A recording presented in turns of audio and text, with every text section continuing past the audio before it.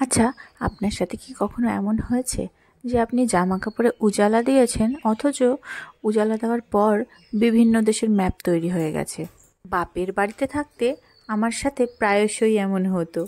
এমনিতে কি আর লোকে বলে যে ঠেকে শেখে? এইভাবেই ম্যাপ তৈরি করতে করতে একদিন এর আসল কারণ উদ্ধার করলাম। সার্ফ জলে জামা কাপড় ধোয়ার পর উজালা দেওয়ার আগে আমি জামা কাপড়টা ভালো করে নিংড়তাম না, যার ফলে এই সমস্যাটা হতো। অর্থাৎ জামা কাপড়গুলোকে ভালো করে নিংড়ে নিয়ে তারপর যতটা সম্ভব এর জল ঝেড়ে নিয়ে যদি উজালা দেওয়া যায়, সেক্ষেত্রে জামা কাপড়ের রং খুব সুন্দর থাকে আর কোনো দেশের ম্যাপও তৈরি হয় না।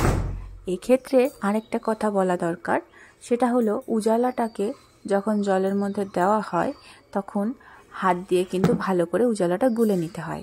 জামা কাপড় শুকিয়ে যাওয়ার পর আপনি নীলের গাঢ়ত্বটা যতটা রাখতে চাইবেন তার চেয়ে হালকা একটু বেশি উজালা আপনাকে জামা কাপড়ে দিতে হবে, কারণ রোদে শুকানোর পর নীল রং আপনি প্রথমে যতটা দিয়েছিলেন তার তুলনায় একটু হলেও কমে যায়। প্রমাণ আপনার সামনেই, আমি একটা স্যান্ডো গেঞ্জিতে উজালা দিয়েছি। উজালা দেওয়ার পর এটাকে রোদে দিলাম।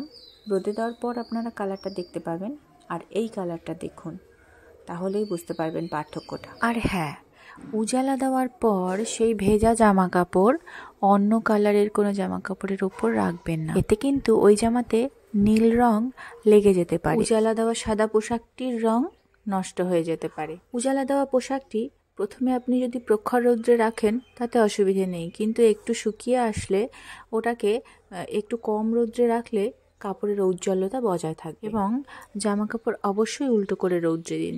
আজকের মতো টাটা।